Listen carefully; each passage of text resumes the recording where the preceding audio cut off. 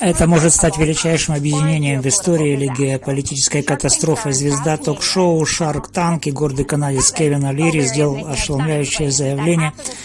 Половина его соотечественников, около 20 миллионов человек, открыты к смелому предложению избранного президента Трампа сделать Канаду 51-м штатом. Он даже готов отправиться в Мар-а-Лаго, чтобы помочь заключить сделку.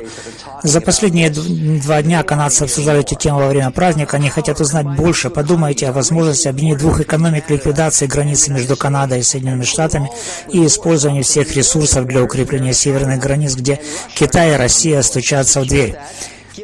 Обеспечьте это, создайте единую валюту, упорядочьте налоги, наладьте двустороннюю торговлю, создайте новый паспорт, напоминающий модель ЕС. Мне нравится эта идея, как минимум половина канадцев заинтересована. Это не единственный, кто появился в Мар-а-Лаго. 2 высокопоставленных члена канадского кабинета министров сегодня встречаются с командой Трампа и пограничным царем Том Хоманом. Они намерены разработать план обеспечения безопасности на границе, который Канада надеется использовать, чтобы избежать угроз Трампа, ввести экономические разрушающие тарифы на импорт. Хоман заявил Fox, что Канада готова усилить контроль. По сути, мы платим Канаде, мы любим Канаду. У меня так много друзей, я люблю Канаду, я ее обожаю. Но, по-моему, мы тратим 150 миллиардов долларов на Канаду, если она позволяет людям и наркотикам проникать через нашу северную границу. Итак,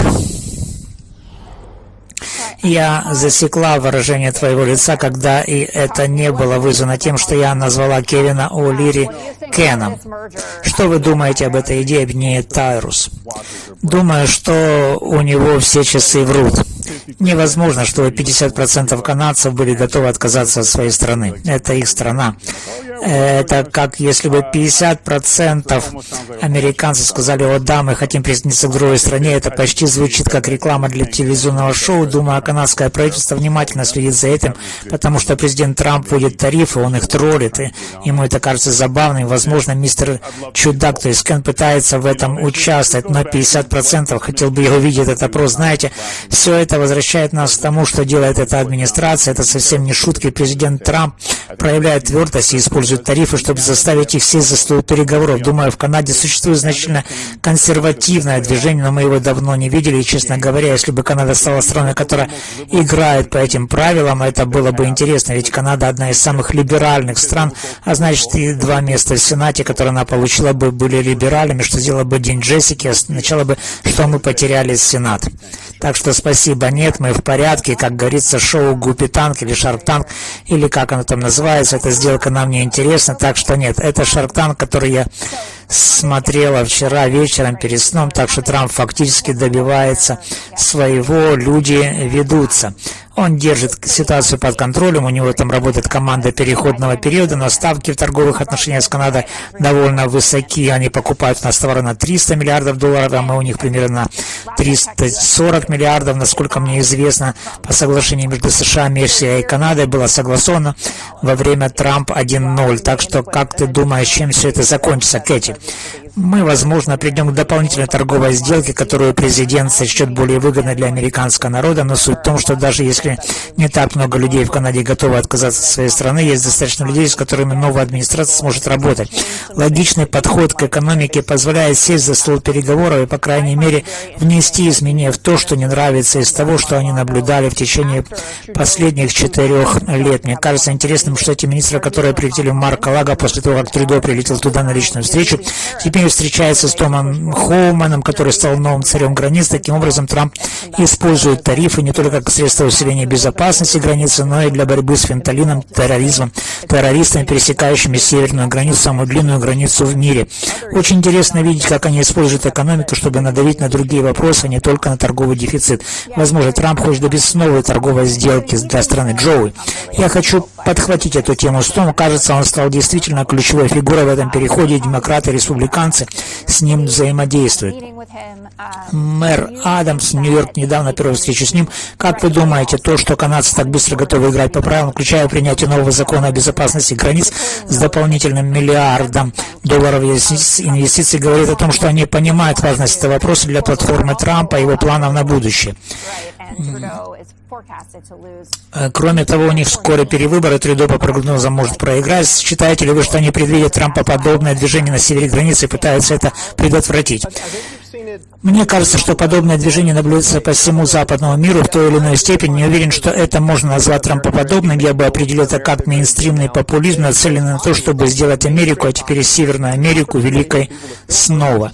Это движение дает людям чувство, что их слышат и видят, что им не диктуют крупные корпорации с определенной повесткой, которые выпускают фильмы или продвигают инициативы, ущемляющие чьи-то интересы. Например, если чей-то ребенок, белый мальчик, оказывается в невыгодном положении из-за подхода диверсификация, это не консерватизм, это здравый смысл, это то, что сейчас распространяется в большинстве мест представительской демократии. Если говорить конкретно о Канаде, стоит обратить внимание на те позиции, которые мы импортируем в больших объемах, например, нефть и газ. Если вспомнить, тот трубопровод Кейстоун качает канадскую нефть и газ. Если президент Трамп снова придет к политике «бури, детка, бури» в Аляске, чтобы сделать энергию дешевой и вернуть энергетическую независимость США, то он не сможет обложить нефть и газ тарифами и при этом достичь своей цели. По крайней мере, это будет сложно сделать сию секунду, если он это сделает. Другая тема – это автомобили, о которых он так много говорил, в том числе о тех, которые производятся в этой стране, в Мексике и в других местах. Так что я бы предположил, что если тарифы станут основным инструментом, вероятно, какие-то из этих вещей будут исключены. Но, по сути, он не хочет экономической войны, он не хочет торговой войны, он хочет обеспечить безопасность границы, он хочет выполнить свое главное обещание – максимально защитить страну от плохих вещей и плохих людей. Я не понимаю, как Канада не может быть партнером в этом. Я не знаю, почему это должно было дойти до вопросов тарифа вообще, но именно с этого он и начал. Да, с 25%, да, цель заключалась в том, чтобы быстро добиться экономического воздействия. Это, безусловно, выгодно американцам. И я согласна с Тайрусом. Я не думаю, что есть 50% канадцев, которые говорят, мы не хотим никакой национальной независимости, мы не хотим нашей собственной идентичности, мы просто хотим быть холодной, забытой частью Америки, куда люди, может быть, ездят в Ванкувер раз в 5 лет. Я не думаю, что они мечтают об этом. Но я верю, что канадские консерваторы действительно хотят лучшей жизни. В Канаде есть действительно мужественные мужчины, но они забыты, потому что их представляет Джастин Трюдо, который хотел почитать лекцию американцам о том, что вы потерпели неудачу, потому что они выбрали Камалу и не выбрали Хиллари. Но это потому, что американские избиратели рационально посмотрели на этих двух кандидатов и сказали, возможно, они не представляют мои личные интересы на Дональда Трампа. Они посмотрели и сказали, мне нравятся некоторые его идеи, и я ему дам шанс. Но разница в том, что многие американцы хотят, чтобы их политики работали с Дональдом Трампом, а не против него. Я думаю, что так же чувствуют многие канадцы, но они также хотят, чтобы соглашение принесло им экономическую выгоду и улучшило их жизнь во всех возможных аспектах. Если это облегчит путешествие между США и Канадой, это замечательно. Я действительно думаю, что этот президент хочет безопасную границу. Думаю, он троллит, он не хочет 51-го штата, потому что если бы он хотел безопасную границу, первое, что он бы сделал, он не стал бы ее разрушать. Поэтому я думаю, некоторые люди воспринимают его шутки слишком буквально. Верно. Как мы говорим, в первый срок воспринимайте его серьезно, но не буквально. Серьезно, но не буквально. Да, 47-й президент Соединенных Штатов Америки.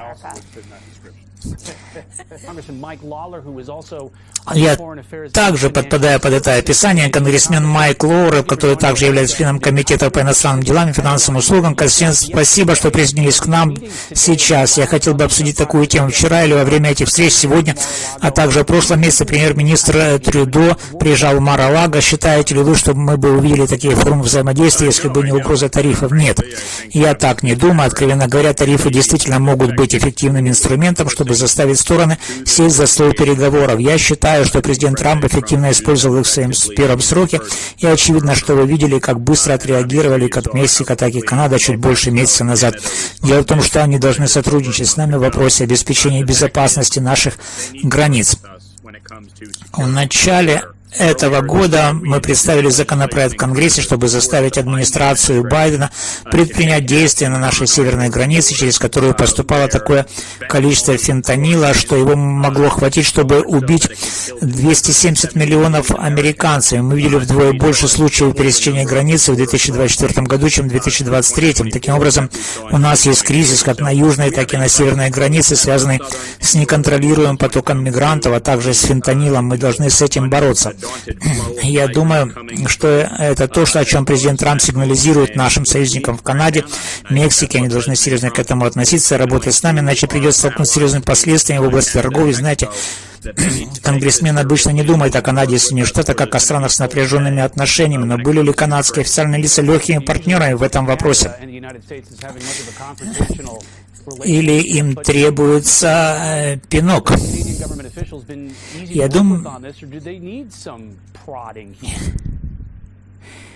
Я думаю, что подход президента Трампа, очевидно, в области внешних отношений отличается от подхода предыдущих президентов.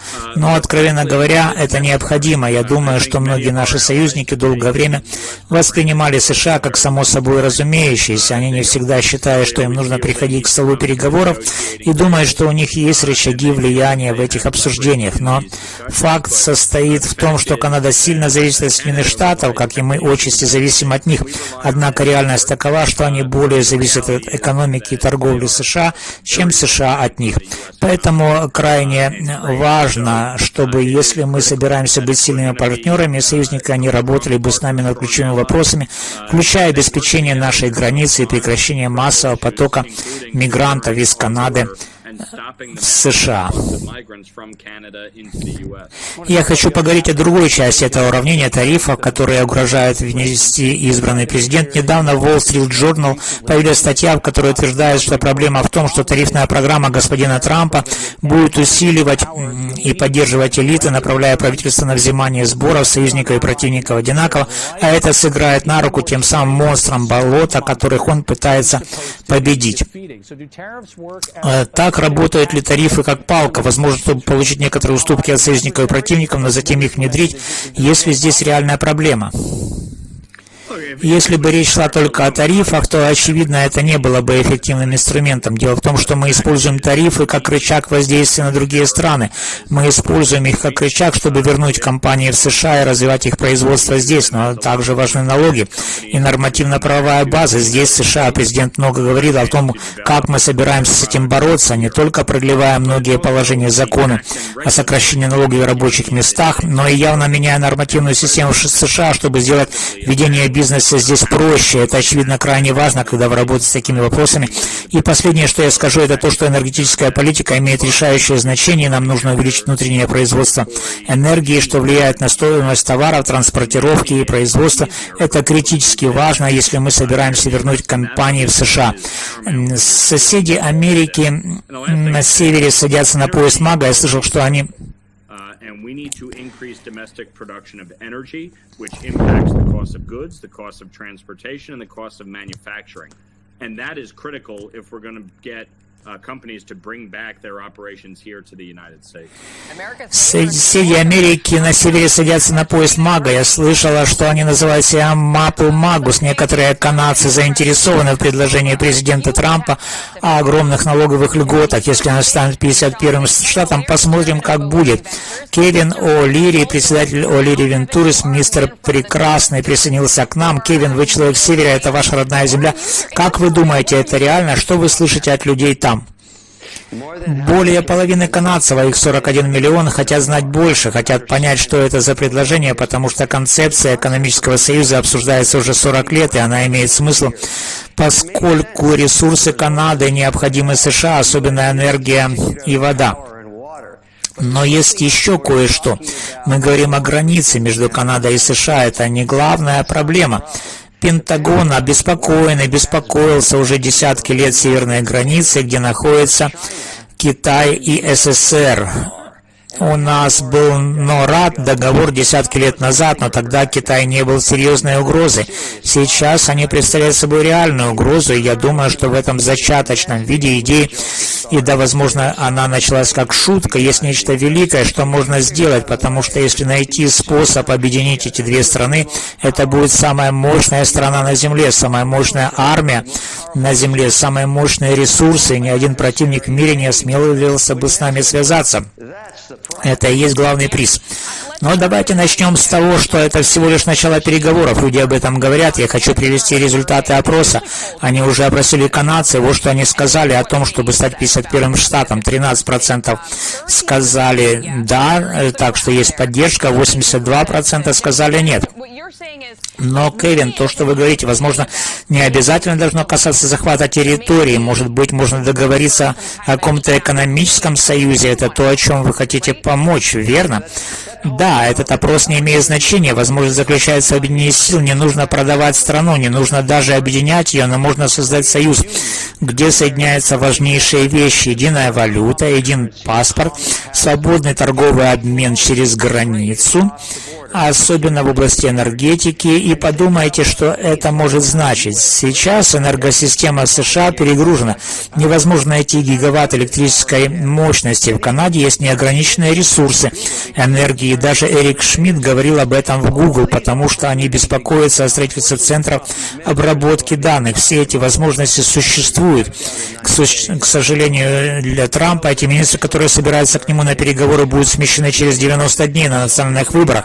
Трюдо невероятно непопулярен, и канадцы не могут дождаться, чтобы избавиться от него, так что, возможно, с официальной точки зрения с этим придется подождать, но многие канадцы заинтересованы в том, чтобы узнать больше о том, как мы можем продвинуть эту идею, и я один из них. Я считаю, что это отличная идея, потенциал огромен, а возможности безграничны. Я думаю, что в конечном итоге канадцы и американцы имеют одинаковые ДНК, когда речь идет о том, во что они верят в свободу. Они сражались в нескольких войнах вместе. Я говорю, давайте сделаем это так или иначе и станем самым сильным образованием на Земле. Я беспокоюсь о Китае, действительно беспокоюсь. Я думаю, что мы находимся в начале долгой экономической войны, а если мы будем сильнее защищать свою северную границу, делать же Китай адом по всему миру с нашей философией свободы, торговли и силы, это будем хорошим результатом. Вы поедете в Мар-а-Лаго? Я бы с удовольствием поехал в Мар-а-Лаго. Знаете, я, конечно, заинтересован в этом, потому что веду бизнес с обоих сторон границы, я собираюсь на инаугурации, я очень рад этому. У меня много проектов в обеих странах, я работаю с сенаторами, губернаторами, часто хожу и по коридорам Конгресса, и по улицам Оттавы. Сейчас невозможно вести бизнес, если ты не работаешь с руководством обеих стран, так что я большой сторонник того, чтобы найти способ объединить эти две страны. Ну, если тебе удастся это сделать, Кевин, пожалуйста, расскажи нам об этом. Мы хотим первым и сообщить об этом прямо здесь. Я очень рациональный человек, я мог бы это сделать. Будет ли кто-то доволен этим? Думаю, я мог бы большие идеи, но время коротко.